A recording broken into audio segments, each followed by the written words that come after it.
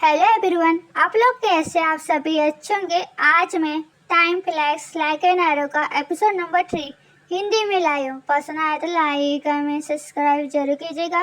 Okay दोस्तों, मैं story start करती हूँ। स्टोरी के लास्ट एपिसोड में ये देखा था कि जहाँ पे यू बोलता है कि हम पहुँच गए, तो झालिंग घर को जैसे देखते एकदम शौक हो जाती है और बोलती हम यहाँ रहेंगे। तब यालिंग बोलता है कि ये सब तुम्हारी गलती है, अगर तुम नहीं होती तो हमारी लाइफ इतनी कठिन भरा नहीं होती। उदय यू बात को संभालते हुए झालिंग को बोलता है कि मेरा भाई थोड़ा परेशान है, तो प्लीज उनकी बातों को दिल पे मत लेना। उदय झालिंग बोलती है इसमें मेरी क्या गलती है? तब यू झालिंग को बोलता है कि तुम अच्छे से आराम करो, हम तुम्हें परेशान नहीं करते। ये कहने के बाद यू वहाँ से चले जाता है। फिर झालिंग बेड के पास जाती है या बैठ जाती है। ओके दोस्तों, आज का एपिसोड शुरू करती हूँ। इस स्टोरी के स्टार्टिंग में हमें झालिंग को दिखाया गया। हाँ दोस्तों, मैं स्टोरी आगे बढ़ाऊं उससे पहले मुझे कुछ बताना है। इस बॉडी की जो ओनर है ना, उसका नाम झालिंग है, पर इसके अंदर जिसकी आत्मा मतलब सोल है, उसका नाम झाओसेन है। तो फिलहाल के लिए अभी के लिए मैं झाओसेन के घर पुकारूंगी, पर जैसे ही रूम के बाहर जाएगी तो मैं झालिंग के घर पुकारूंगी, क्योंकि अब से आपको झालिंग कह के सुनने को मिलेगा नाम इसके लिए। तो मैं स्टोरी पे आती हूँ, जहाँ पे झाओसेन सोचती है मन में, दुखी होते सोचती है पता नहीं मेरे मॉम डैड कैसे होंगे मेरी मौत के बाद, जो उनकी हालत हुई होगी। आशा करती है उसे जल्दी उभर सके, मतलब कि ठीक हो सके और अपनी लाइफ में आगे बढ़ सके। जहाँ तक मेरी बात है, ये जगह उस दुनिया से बिल्कुल अलग है जिस दुनिया को मैं जानती हूँ। मैं यहाँ पर नहीं हूँ, इसलिए बेहतर होगा कि मैं यहाँ पर केयरफुल रहूँ। मतलब कि जो झाओसेन है उसके लिए ये दुनिया एकदम नई है। ऊपर से जो बॉडी की जो ओनर है मतलब झालिंग है, उसके बारे में उसको ज़्यादा बातें याद नहीं आई है। ऊपर से उसको नहीं पता कि कब खतरा कहाँ से आ जाए, इसलिए खुद को बोली कि मुझे यहाँ पर केयरफुल रहना चाहिए, मतलब कि सावधानी से रहना चाहिए। झाओसेन इसी बारे में सोच ही रही थी, तभी उसकी नज़र पिल्लों के नीचे रखे हुए आईने पर पड़ती है। वो सोचती है क्या मैं अभी भी उतनी सुंदर दिखती होंगी जैसा मैं पहले दिखती थी? जैसे ही खुद का चेहरा आईने में देखती है एकदम शौक जाती है और चिल्लाती हुई बोलती है क्या बकवास है, मैं इतनी बदसूरत क्यों हूँ? फिर झाओसेन दुखी होते सोचती है ये बिल्कुल भी साइंटिफिक नहीं है।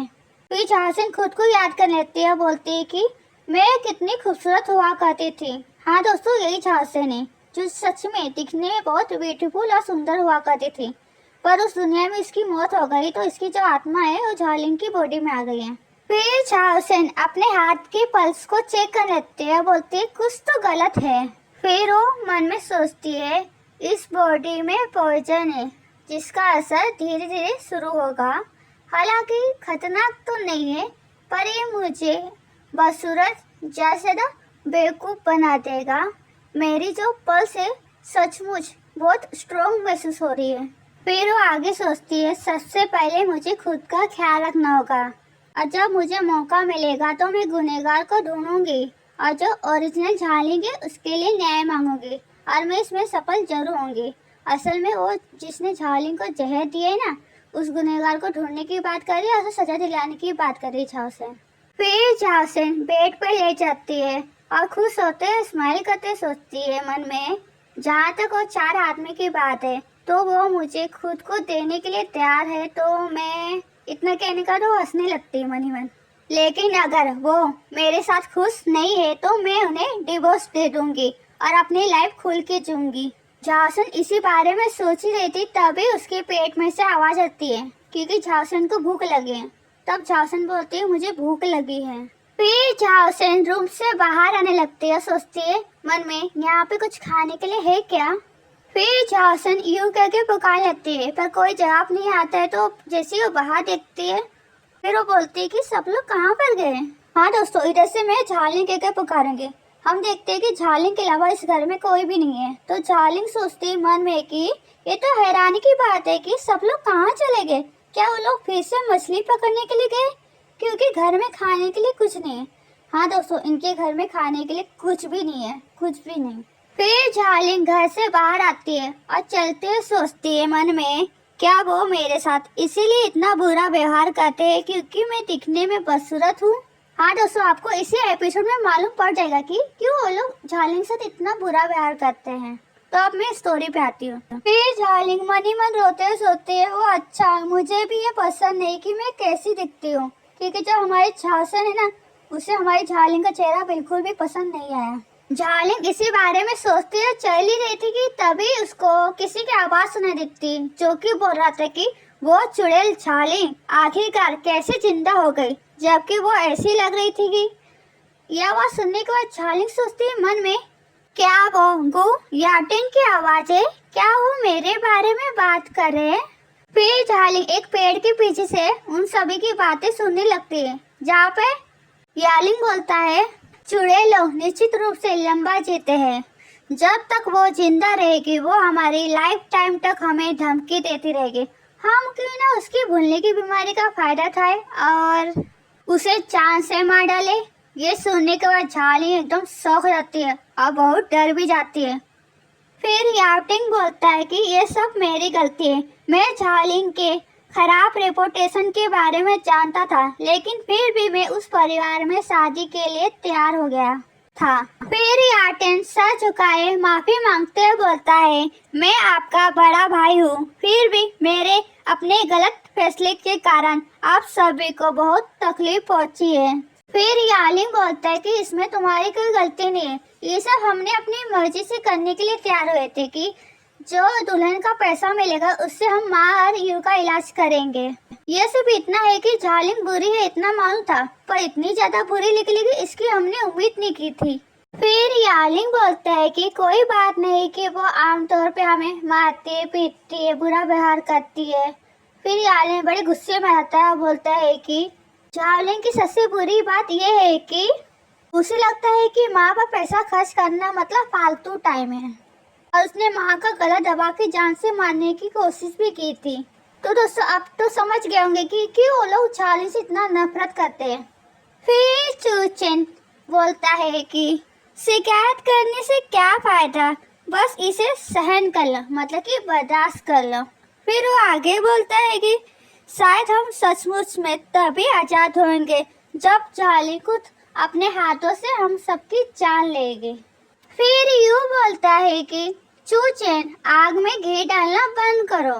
फिर यू बात को संभालने की कोशिश करने लगता है, बोलता है जल्दबाजी मत करो भाइयों, यदि झालिंग की मौत हो जाती है तो हम 3 साल के लिए बेडोस हो जाए, या इससे बुरा बदतर हाल हो सकता है कि हम किसी की गुलाम बन जाए, तब माँ क्या करेगी, इस बारे में सोचे हो। एलो के बातें सुनने का झालिंग इतना डर जाती है कि एकदम पत्थर की मूर्ति ही बन जाती है। पर अब हमारे झासन को समझ आ गया है कि झालिंग से क्यों एलो इतना नफरत करते हैं। फिर वो मन में सोचती है झालिंग कितनी पागल हुआ करती थी, इसमें कोई हैरानी की बात नहीं है कि वो मुझसे बहुत नफरत करते हैं और यहाँ तक कि मुझसे छुटकारा पाना चाहते हैं। असल में वो झालिंग की बात करे हैं। फिर वो आगे सोचती है मैं अब झालिंग की बॉडी में हूँ, इसका मतलब ये है कि मेरी जान खतरे में है। झालिंग इतनी डर जाती है कि वो धीरे धीरे करके पीछे की तरफ जा ही रही थी, पर गलती से उसका पैर एक डाली पे पड़ जाता है और डाली टूट जाता है और इसकी आवाज वो चारों लोग भी सुन लेते हैं। तो चारों लोग उसी तरफ देखने लगते हैं जिस तरफ से आवाज आई थी। उधर याटिन पूछते है कि वहाँ पर कौन है। फिर झालिंग अपने चेहरे पर स्माइल रखती है और ऐसा प्रिटेंड करती है जैसे कि उसने कुछ भी नहीं सुना हो। फिर उन लोग के पास जाने लगती है, बोलती है तो आप लोग यहाँ है, मैं आप लोग को ढूंढ रही थी पर आप लोग मुझे कहीं भी नहीं मिले, तो मुझे चिंता होने लगी कि कहीं आप लोग के साथ कुछ बुरा तो नहीं हो गया ना। फिर याटिन पूछता है कि तुमने क्या सुना, तो झालिंग बोलती है कि मैं अभी अभी यहाँ आई हूँ, लेकिन मुझे लगता है कि मैंने यू को ये कहते हुए सुना कि हम आज क्या करने जा रहे हैं या कुछ और, मतलब कि झालिंग ऐसा दिखाने की कोशिश करे जैसे कि उसने कुछ भी नहीं सुना। फिर झालिंग यू का हाथ पकड़ लेती है और बोलती है कि क्या आप लोग इस बात से चिंतित है कि भोजन की कमी है, तो चिंता मत करो, मैं यू का ख्याल रख लूंगी। उसके कहने का ये मतलब है कि आप लोग मछली पकड़ने जाओ, मैं यू का ख्याल रख लूंगी। उधर ही यू मन में सोचता है कि वो करीब थे, फिर भी उन्होंने कुछ भी नोटिस नहीं किया। फिर झालिंग यू का हाथ पकड़ती है और अपने साथ लेकर जाने लगती है और फिर बोलती है यू को क्या सच में घर पे खाने के लिए कुछ भी नहीं है, मैं भूख से मरी जा रही हूँ। उधर ही यू बोलता है कि वाइफी मुझे जाने दो, उदय याटिंग और यालिंग उसे जाते हुए देखते हैं, जहाँ पे याटिंग बोलता है, क्या उसने सचमुच हमारी बातें नहीं सुनी होगी? और ऐसे पता चलता है कि याटिंग को शक तो हुआ है, पर इसी समय उसका शक खत्म भी हो जाता है। और वो क्यों है दोस्तों, वो आपको अभी मालूम पड़ जाएगा। जहाँ पे याटिंग बोलता है कि जहाँ तक इसकी स्वभाव को हमने देखा है, अगर उसने हमारी बातें सुनी होती कि हम उसकी शिकायत कर रहे, तो जरूर वो हमारे पास आती और हमें मारने पीटने लगती या बुरा भला कहने लगती। जहाँ तक उसकी आदत की बात है, वो ऐसे ही नहीं चली जाती। फिर यालिंग बोलते हैं कि क्या ऐसा है? पर इन्हें क्या मालूम कि जो इनके सामने खड़ी है वो झालिंग नहीं, झांसन है, जो कि दिल की बहुत अच्छी है। और जो हमारी झांसन है ना, इनकी लाइफ में जो भी तकलीफ है, मुश्किल भरा है, उसे ख़त्म करने में और एक अच्छी लाइफ जीने में हेल्प करेगी। और साथ में जो इनके दिल में नफरत है, उससे भी पूरी कोशिश करेगी। और वो कैसे करेगी, जैसे जैसे कहानी आगे बढ़ेगा ना दोस्तों, आपको पता चल जाएगा। और इस कहानी में और भी बहुत कुछ इंटरेस्टिंग होने वाला है। तो अब मैं कहानी पे आती हूँ। अब हमें यू को दिखाया गया है, जिसके हाथ में एक कटोरा था। जहाँ पे यू झालिंग को बोलता है कि ये सच है कि घर में खाने के लिए कुछ नहीं है, ये वेजिटेबल पोरेज का कटोरा मेरी माँ के लिए है, लेकिन मैं तुम्हें थोड़ा सा दे सकता हूँ। फिर झालिंग जैसे इस कटोरे के अंदर देखती है तो अजीब सा चेहरा बनाते हुए बोलती है, हाँ ये? और फिर वो मन में सोचती है, ये शायद पानी का एक कटोरा है जिसमें कुछ पत्तियाँ और चावल के कुछ दाने हैं। हाँ दोस्तों, आप फोटो में देख ही सकते हो। हम झालिंग को देखते हैं, जिसके पेट में से बहुत जोर से आवाज आने लगती है, क्योंकि झालिंग को बहुत तेज भूख लगी थी। उसका मन तो नहीं था, पर उसको भूख लगी थी, इसलिए वो पीने के लिए तैयार हो जाती है। और जैसे ही पीने के लिए आगे बढ़ ही रही थी कि तभी अचानक एक लेडी जोर से दरवाजा खोल के अंदर आती है। अचानक से इतना शोर सुन के जो हमारी झालिंग के हाथ से जो कटोरा था वो छूट जाता है और साथ में उसके मुंह से चीख भी निकल जाता है। उदय लेडी गुस्सा करते हुए बोलती है कि झालिंग, मुझे मेरे पैसे वापस करो। फिर झालिंग चिल्लाते हुए बोलती है, किसकी इतनी हिम्मत हुई, उसकी वजह से मेरा पूरा पोरेज गिर गया। हाँ दोस्तों, उस लेडी का नाम झांग फेंग है। जहाँ पे झांग फेंग दो और लेडी के साथ आई थी, जो कि दिखने में बहुत हट्टी कट्टी थी। जहाँ पे झांग फेंग गुस्से में बोलती है झालिंग को, आज तुम्हारा फाइनल डेडलाइन है, अगर तुम मुझे आज पैसा नहीं देती हो तो मैं चुचिन को वापस ले लूंगी और उसे पुराने व्यापारी में वापस भेज दूंगी। असल में झालिंग ने चुचिन को खरीद के लाई थी। तो दोस्तों, आप समझ ही गए होंगे, अगर उसने पैसा नहीं दिया तो फिर से उसको उसी जगह पर जाना पड़ेगा और वही काम करना पड़ेगा जो काम वो पहले किया करती थी। एक तरफ झालिंग तो कंफ्यूज रहती है, साथ में वो लेडी को देखकर डर भी जाती है कि और सोचती मन में कि ये महिलाएं कितनी हट्टी खट्टी है। लेकिन वो किससे बात कर रही है, मुझसे? जो हमारा यूथ है वो समझ चुका था कि झालिंग जरूर कंफ्यूज होगी, उसे समझ नहीं आ रहा कि ये किस बारे में बात कर रही है। तो यू झालिंग के करीब जाता है और उसको बताता है कि भाई, ये झांग फेंग है, गैम्बलिंग हाउस की बॉस, जो कि फिर से आई है, मतलब पैसा लेने के लिए।